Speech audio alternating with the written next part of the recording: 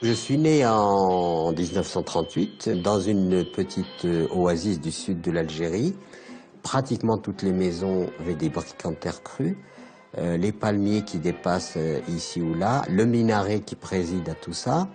Et c'est dans ce lieu que je suis né, d'une mère que j'ai malheureusement est morte sans que je la connaisse vraiment. Et même à une époque où il n'y a même pas une photo, c'est-à-dire que j'ai rien à quoi me raccrocher pour dire ah voilà, elle ressemblait à ça, rien du tout. Ça a été le premier traumatisme, évidemment.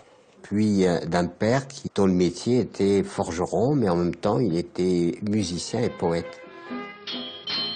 Et ce petit lieu tranquille respirait vraiment une espèce d'éternité.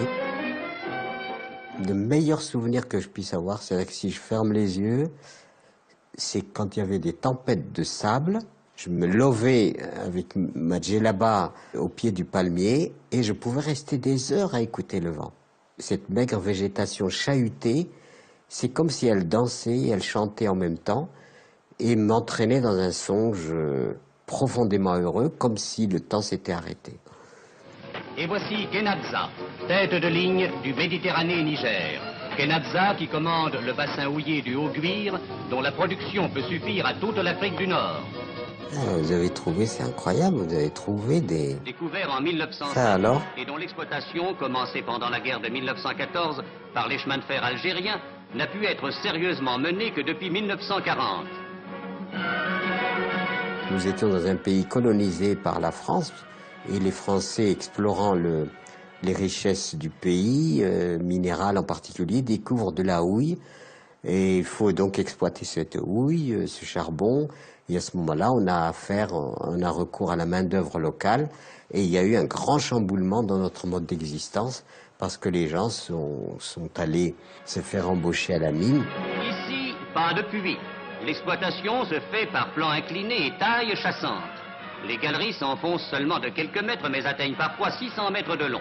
Les ouvriers, tous musulmans, bénéficient des mêmes conditions de travail que les mineurs européens.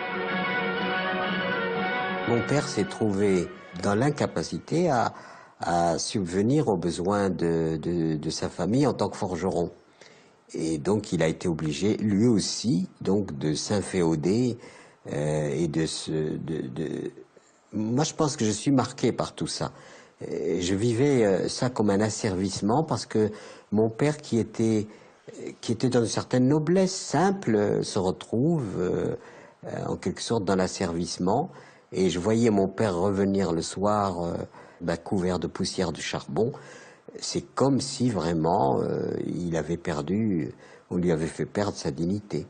Et c'est peut-être l'une des choses qui a peut-être été pour quelque chose dans mon contentieux avec la modernité.